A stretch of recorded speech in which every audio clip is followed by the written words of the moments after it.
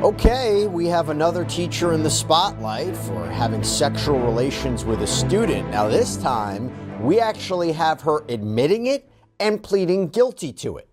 Did you engage in sexual conduct with a 17-year-old male on those two dates? Yes. So that is 43-year-old Emily Nutley. What was her name? Come again? Anyway, what's going on, you guys? AJ Tucker here with AJ Self-Defense. Another one bites the dust. Yes, another teacher caught having sex with a student. Another female teacher caught having sex with a student. This one was at a high elite level private school in Connecticut. I'm talking about all boys school, and it's another situation, man, where the person is kind of like a star. So when I say that, they're put in a position of leadership, they're the coach, they're the teacher, or what have you. And she's been there for a minute. And yeah, she got caught having sex with a 17-year-old, man. And I mean, she's a regular person. She has a husband. The husband, you know, went ahead and filed, got up out of there. Sometimes the husband stays. And she actually pled guilty to this. I got a little bit of insight just doing a little research on why in some of these cases, the women, they get a lower charge. Now, I'm no lawyer, so I could be wrong, but this is kind of what I gathered. And this is just my opinion. And please comment in the section below if you have more insight on this stuff. But for years, you know, there's been kind of a thing where when a guy, you know, a male teacher, which he should, if he does something with a teenage girl, he gets buried. He gets buried under the prison, maximum charges, everybody knows it, and then he gets beat up in prison, right? We've seen over the years, women get off pretty easily doing the same thing. Now, they have been improving on this stuff. They have been cracking the whip a little bit harder.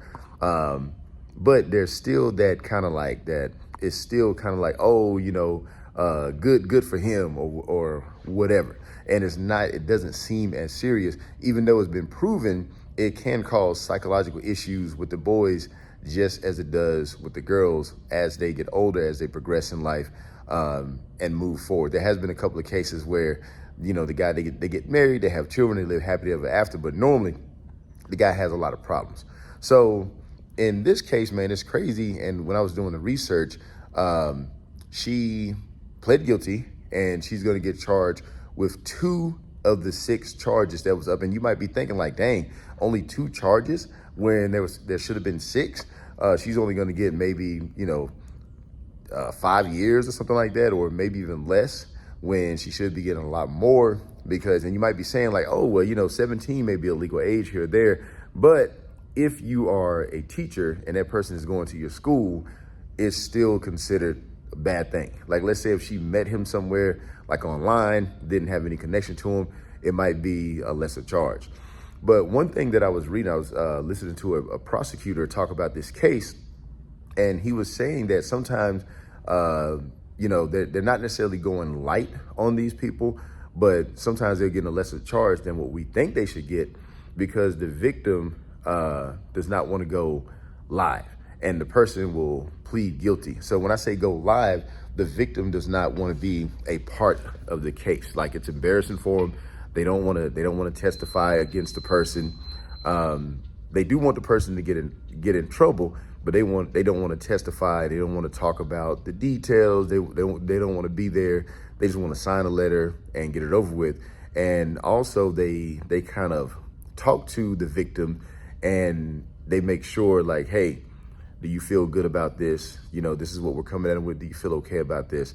That's what I'm gathering. I could be completely wrong, but I was just, you know, doing a little research on it this morning, and I was listening to the prosecutors, not the prosecutors of that case, but prosecutors that live in that same state where they've done that before. And they was kind of talking about some of the deals that they offer, and they was talking about some of the dynamics with the victims.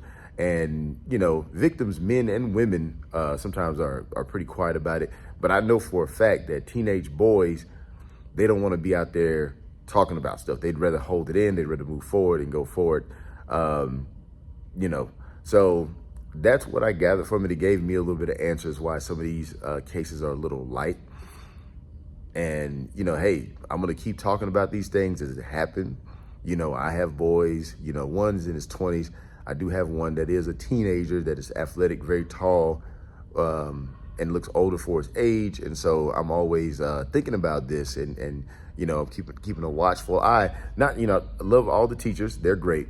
But I always keep a watchful eye for any, breaches. And they all start the same. It all starts the same, a little interaction on social media or a little interaction here and there. And then it just balloons from there. It increases. And so all I'm saying is, hey, there's a lot of great people doing a lot of great work out there.